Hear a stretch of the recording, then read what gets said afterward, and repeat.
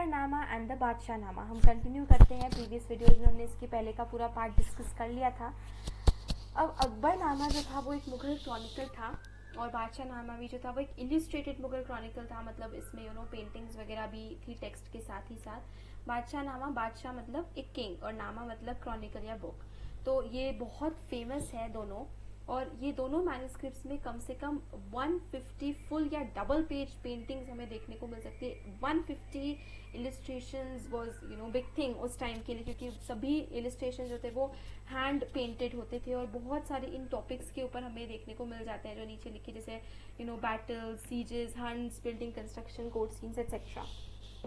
अकबरनामा जो थी वो अकबर के ऊपर थी एज द नेम सजेस्ट, और उसके ऑथर थे अबुल फजल। ठीक है, अबुल फजल जो थे वो मुगल कैपिटल ऑफ आगरा में ही वो बड़े हुए थे। और वो ना बहुत ही लिटरेट थे, बहुत ही वेल रेड थे। तो जैसे कि हम देख सकते हैं कि वो उनको बहुत सारी लैंग्वेजेस आती थी, पढ़ना लिखना बोलना। अरेबिक हो गया, पर्शियन हो गया, ग्रीक फिलोसफी हो गया, सूफिज्म हो गया। तो वो काफ़ी वेल रेड थे, वेल एजुकेटेड थे और बहुत अच्छे डिबेटर थे। इन सब लैंग्वेजेस के अलावा वो बहुत अच्छे डिबेटर थे, इंडिपेंडेंट थिंकर थे। तो कहने का मतलब है कि वो काफ़ी क्रिएटिव थे और काफ़ी वैल्यूड थे अकबर के कोर्ट में, बहुत ही खास थे अकबर के। और वो उलामा के व्यूज़ को बहुत ज़्यादा अपोज करते थे, क्योंकि उलामा जो था थोड़ा सा स्ट्रिक्ट था, थोड़ा सा ऑर्थोडॉक्स था, और अबुल फजल काफ़ी इंडिपेंडेंट और ओपन माइंडेड थिंकर थे। तो इसलिए उलामा के साथ उनकी थोड़ी सी कॉन्फ्लिक्ट रहता था, डिफरेंसेस रहते थे। और इस वजह से उनकी इस ओपन माइंडेडनेस की वजह से, उनकी इतनी वेल एजुकेशन और क्रिएटिव स्किल्स की वजह से अकबर उनसे काफ़ी इम्प्रेस्ड थे। और इसीलिए वो अबुल फजल का अबुल फजल से काफ़ी एडवाइसेस लेते थे उनकी पॉलिसीज पे। तो अबुल फजल जो थे वो अकबर की कोर्ट में बहुत इंपॉर्टेंट पर्सन थे। एक मेजर ऑब्जेक्टिव जो था एम्परर का वो था कि रिलीजियस ऑर्थोडॉक्सी से उसको फ्री करना। मतलब उलामा जो था वो स्ट्रिक्ट रूल्स अपने कोर्ट के ऊपर, वो मुगल कोर्ट के ऊपर इम्पोज करता था। तो अकबर चाहते थे कि उससे थोड़ी सी उनको फ्रीडम मिले। तो अबुल फजल जो थे ऐसे बहुत सारे आइडियाज़ देते थे अकबर को कि यार आप ऐसे कर सकते हो, वैसे कर सकते हो, तो उससे थोड़ी सी आपको फ्रीडम मिल जाएगी। एंड जो उलामा थे वो भी नाराज़ नहीं होंगे, क्योंकि उलामा जो मुस्लिम ऑर्थोडॉक्सी बॉडी थी वो बहुत इंपॉर्टेंट थी और एक तरीके से वो ही लेजिटिमाइज करती थी एक मुगल एम्परर के रूल को। तो अबुल फजल क्योंकि ऐसे इतने क्रिएटिव और इंडिपेंडेंट थिंकर थे तो ऐसे बहुत सारे वेज एंड तरीके निकाल लेते थे। 1589 में अबुल फजल ने अकबरनामा के ऊपर काम शुरू किया और 13 इयर्स उनको लगे ये पूरी अकबरनामा कंप्लीट करने पर। इस बार कई बार इसमें उन्होंने इसके ड्राफ्ट को फाइनल पूरी कंप्लीशन के पहले इसमें ड्राफ्ट में कई सारे चेंजेस करे। ठीक है, और ये इस अकबरनामा जो है वो काफ़ी सारे सोर्सेज से इसमें इंफॉर्मेशन आती है, जैसे कि एक्चुअल रिकॉर्ड्स ऑफ इवेंट्स जिसे वकाई कहते हैं, ऑफिशियल डॉक्यूमेंट्स जो थे वो, and oral testimonies of knowledgeable persons. तो ये कुछ ऐसे सोर्सेज है जिससे अकबरनामा से में इंफॉर्मेशन इंक्लूड करते हैं। अब देखिए अकबरनामा जो है ना वो 3 बुक्स में डिवाइडेड है। फर्स्ट 2 जो है वो क्रॉनिकल्स हैं। जो फर्स्ट 2 बुक्स है ना अकबरनामा में, वो फर्स्ट 2 तो क्रॉनिकल्स है। थर्ड बुक का नाम है एनी अकबरी। ठीक है, अब हमारा ये चैप्टर 8 जो है, इसके पहले वाला थीम 8 जो है वो अभी टर्म 2 में हमारे सिलेबस में नहीं है, लेकिन एनी अकबरी के बारे में थोड़ा सा डिटेल में आपको थीम 8 में मिल जाएगा और नेट पे भी जाकर आप देख सकते हैं। तो एनी अकबरी जो है, जो पहली वॉल्यूम है, उसमें मैनकाइंड की हिस्ट्री है, एडम से, जो कि एक one celestial cycle of Akbar's life था। मतलब कि 30 इयर्स तक, अकबर की फर्स्ट 30 इयर्स, मतलब जब से मैनकाइंड की शुरुआत हुई है तब से लेकर अकबर की फर्स्ट 30 इयर्स तक अकबरनामा की पहली बुक में। सेकेंड बुक में 46 रीजन, मतलब 1601 अकबर के बारे में उसके बारे में पूरा लिखा गया है। तो सेकेंड वॉल्यूम में जो है वो 1601 पे आके रुक जाती है, ये देखिए यहाँ पर। और एक्चुअली 1602 में ऐसा होता है कि अबुल फजल को एक कॉन्स्पिरेसी में प्रिंस सलीम, अकबर के जो बेटे होते हैं जहांगीर, वो अबुल फजल क्योंकि इतने इम्पोर्टेंट थे अकबर के लिए, तो प्रिंस सलीम को कंट्रोल चाहिए था। और प्रिंस सलीम ने इसी तरीके से एक तरीके से अपने पिताजी के साथ भी उन्होंने लड़ाई की थ्रोन पे आने के लिए। तो प्रिंस सलीम जो कि जहांगीर थे, उन्होंने अबुल फजल को एक कॉन्स्पिरेसी में कैप्चर करके और उनको मार दिया, मरवा दिया by his accomplish Bir Singh Bundela. तो बीर सिंह बुंदेला के हाथों अबुल फजल का मर्डर कर दिया गया। किसने? प्रिंस सलीम ने। एक सेकेंड, यहाँ पर ही हम हाईलाइट कर लेते हैं तो ये याद रहेगा। ओ आई एम सॉरी, हाईलाइट करने से क्या चीज़ें एकदम हाईलाइट होती है तो वो ज़्यादा टाइम तक हमारे दिमाग में रहता है। जो अकबरनामा जो लिखा गया था उसमें अकबर के पूरे रेन के बारे में हमें बहुत डिटेल डिस्क्रिप्शन मिलता है कि उन्होंने कौन से ईयर में क्या किया, उनके उनके व्यू पॉइंट्स क्या थे, उनकी आइडियोलॉजीज क्या थी। और क्योंकि वो क्रॉनिकल थे तो पूरे क्रोनोलॉजिकल इवेंट ऑर्डर में वो सब कुछ, सारे इवेंट्स जो है वो रिकॉर्ड करे गए थे। तो एक बहुत ही इम्पोर्टेंट सोर्स है अकबरनामा, काफ़ी फ्लरिशिंग सोर्स है, ठीक है। And as well as in more novel sense of giving a synchronic picture of all aspects of Akbar's empire। कौन से एस्पेक्ट्स हमें अकबर के एम्पायर के देखने को मिलते हैं, उनकी जोग्राफी कैसी थी, उनका सोशल एडमिनिस्ट्रेशन कैसा था, कल्चर कैसा था, और ये सब चीज़ों के बारे में हमें बहुत कुछ अकबरनामा से पता चलता है।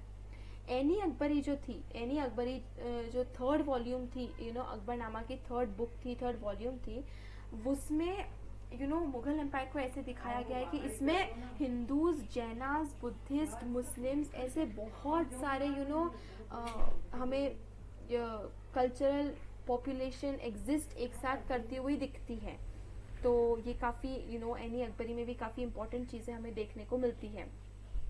अबुल फजल ने एक ऐसी लैंग्वेज में ये लिखा था जिसमें importance to diction and rhythm, यानी वोकैबुलरी का अच्छा यूज़ हुआ था, एक रिदम थी, और टेक्स्ट जैसे जब पढ़े जाते थे तो वो सुनने में काफ़ी अच्छा लगता था।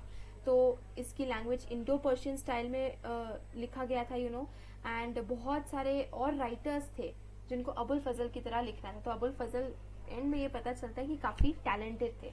ये ब्लू वाला जो बॉक्स है आप खुद पढ़ सकते हैं, लेकिन अगर आपको कोई प्रॉब्लम आती है तो आप प्लीज़ कमेंट करके बताइए। मैं ये ब्लू पिंक एक्स्ट्रा बॉक्सेस जो अभी मैं डिस्कस नहीं कर रही हूँ, इसका डिस्कस करते हुए एक अलग से वीडियो बना दूंगी। अब अब्दुल फजल के एक प्यूपल थे जिनका नाम था अब्दुल हमीद लाहौरी, और वो बादशाह नामा क्रॉनिकल ऑफ द किंग उसके ऑथर थे, ठीक है।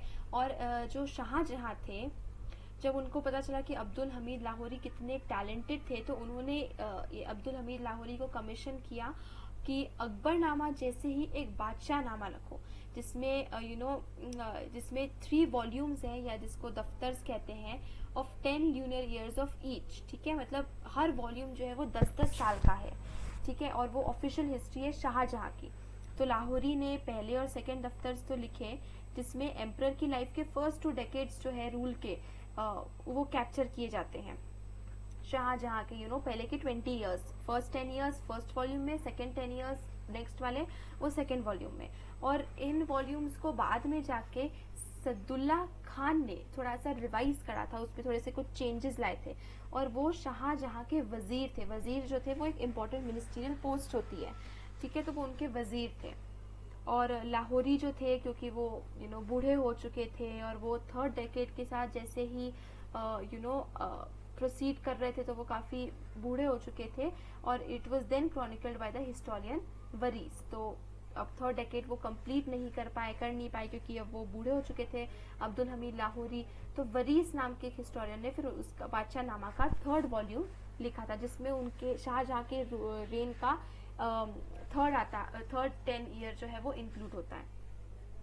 तो कॉलोनियल पीरियड के टाइम पे जो ब्रिटिश एडमिनिस्ट्रेटर्स थे वो इंडियन हिस्ट्री को पढ़ने लगे इन क्रॉनिकल्स के थ्रू, ठीक है। और उनको बहुत नॉलेज आई इस सब कॉन्टिनेंट के बारे में, क्योंकि जब ब्रिटिशर्स आई इंडिया में और उनको इंडिया के ऊपर कैप्चर करना था, उनको एडमिनिस्ट्रेशन करना था, तो उन्होंने इन क्रॉनिकल्स के थ्रू इंडिया को बेटर समझने की कोशिश की, इसके जोग्राफी को, इसके लोगों को समझने की कोशिश की। तो ये क्रॉनिकल्स ब्रिटिशर्स के लिए भी काफ़ी हेल्पफुल थे, ठीक है।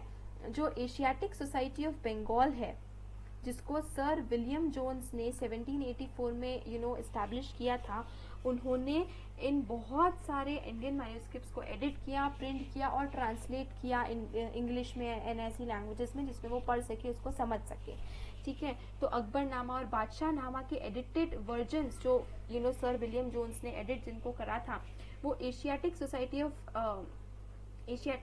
ऑफ बंगाल में पब्लिश किए गए। और एक मिनट, 19th सेंचुरी में, 19th सेंचुरी यानी ईयर 1800 समथिंग, ओके, 1800 समथिंग में एशियाटिक सोसाइटी में इनके एडिटेड वर्जन्स को पब्लिश करा गया ताकि और भी ज़्यादा ब्रिटिशर्स एंड पब्लिक इसको पढ़ सके। एडिट किए थे सर विलियम जोन्स ने उसमें बहुत सारे, पर वो रिवाइज वर्जन थे, बट स्टिल वो काफ़ी हेल्पफुल थे। और अर्ली 20th सेंचुरी यानी 1910 1920 जैसे ईयर्स में अकबरनामा जो था उसको इंग्लिश में ट्रांसलेट किसने किया था? हेनरी बेवरेज ने, ठीक है। और बहुत सालों की मेहनत के बाद उन्होंने ट्रांसलेट किया था, क्योंकि अकबरनामा के टाइम पे जो लैंग्वेज यूज़ की गई थी उससे काफ़ी चेंज हो चुकी थी 20th सेंचुरी में लैंग्वेज, क्योंकि यार ऑफ कोर्स जो उर्दू पर्शियन जो यूज़ की गई थी उसमें और बहुत सारे ऐसे चेंजेस आ गए थे, तो इस वजह से उनको काफ़ी मेहनत लगी चेंज करने में, बट आखिरकार उन्होंने चेंज कर लिया। बादशाह नामा के कुछ एक्सर्प्स जो थे वो इंग्लिश में सिर्फ कुछ एक्सपर्ट्स जो थे एक्सर्प्स कुछ पार्ट्स जो थे वो इंग्लिश में ट्रांसलेट हो पाए हैं अभी तक। अभी भी बहुत सारे ऐसे पार्ट्स और अभी तक पूरा वो ट्रांसलेट इंग्लिश में नहीं किया जा पाया है, ओके। अब हम पढ़ते हैं आगे द आइडियल किंगडम की तरफ। अ डिवाइन लाइट, देखिए ऐसी कहानी है कि एक बार एक मंगोल क्वीन थी अलंकुआ, और वो अपने टेंट में जहाँ पर भी वो रेस्ट कर रही थी, और एकदम से एक रे ऑफ सनशाइन आती है, उनके पेट पर गिरती है और वो प्रेग्नेंट हो जाती है। और फिर जो बच्चा उससे बॉर्न होता है प्रेग्नेंट होने के बाद, वो अपने साथ ही डिवाइन लाइट कैरी करता है, और फिर जैसे जैसे उनके और बच्चे होते हैं तो वो जनरेशन टू जनरेशन वो डिवाइन लाइट जो है वो पास होती जाती है। तो इस लेजेंड के बाद से मुगल किंग्स अपने आप को ऐसे मानते थे कि यार ये तो डिवाइन विल से, यानी कि उनको गॉड ने अपॉइंट किया है इतने इन सभी लोगों के ऊपर रूल करने के लिए। तो जो क्रॉनिकलर्स होते थे, जो मुगल क्रॉनिकल्स लिखते थे, वो भी इसी तरीके से इवेंट्स को रिकॉर्ड करते थे कि मुगल क्रॉनिकल्स जो है वो डिवाइन विल से अपॉइंट हुए हैं, यानी गॉड की विल थी कि ये जो है ये किंग्स या एम्परर्स बने, ठीक है।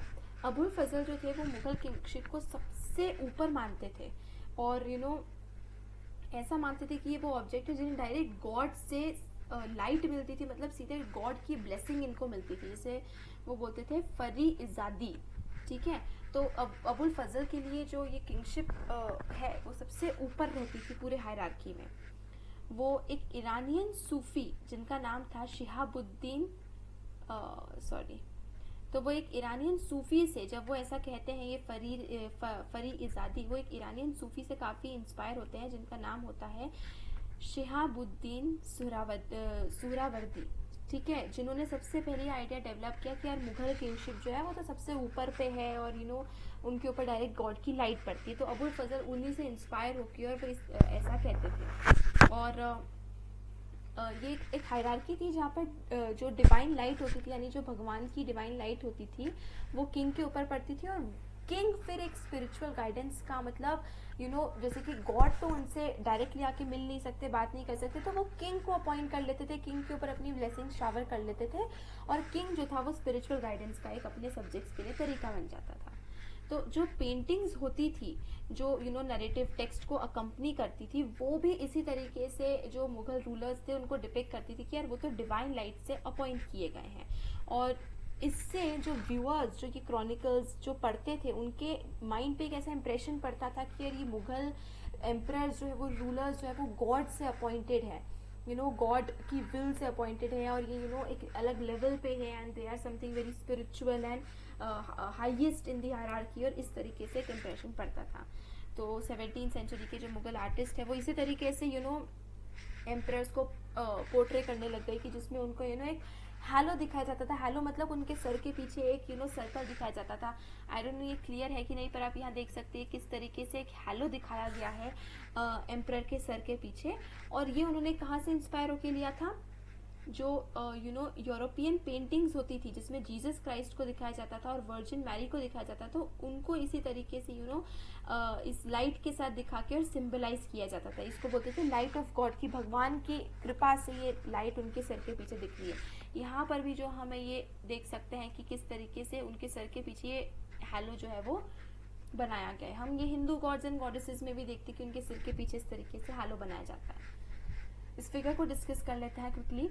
This painting by Abul Hassan shows Jahangir dressed in resplendent clothes and jewels holding up a portrait of his father Akbar. तो ये जो है ये फिगर जो है, मतलब ये जो है ये जहांगीर है, और इन्होंने बहुत ही ब्यूटीफुल क्लोथ्स एंड जूल्स पहने हुए हैं। Again I am sorry, I tried a lot, लेकिन ये पिक्चर्स जो है ये क्लियर मुझसे डाउनलोड नहीं हो पा रही है। सो आप इन पिक्चर्स को कहीं और से अपनी बुक से रेफर कर सकते हैं। तो ये जहांगीर है, और वो अपने फादर अकबर का एक पोर्ट्रेट हाथ में लिए हुए हैं। ठीक है, अब आप इसमें देखिएगा कि अबुल हसन किस तरीके से उनको पोर्ट्रे करते हैं। अकबर जो है उन्होंने व्हाइट कलर के क्लोथ्स पहने, और ये व्हाइट कलर के क्लोथ्स जो है ना अकबर को सूफी ट्रेडिशंस के साथ जोड़ रहे हैं, कनेक्ट कर रहे हैं, क्योंकि ये जो सूफी जो ये निज़ाम होते थे, जैसे निज़ामुद्दीन औलिया और ये जो लोग होते थे गरीब नवाज, ये लोग वाइट क्लोथ्स में ड्रेस होते थे। एंड इनकी डेथ के बाद ऐसा बोलते थे कि ये जो सूफी सेंट्स हैं ये जाकर भगवान के साथ मिल गए हैं, मतलब उनकी और उनकी सोल और ये निज़ाम एंड गरीब नवाज की सोल एंड गॉड की सोल जो है वो आपस में मिल गई है। तो सूफी सेंट्स की डेथ के बाद उनको बहुत हाईली, मतलब बिल्कुल गॉड जैसे ट्रीट किया जाता था।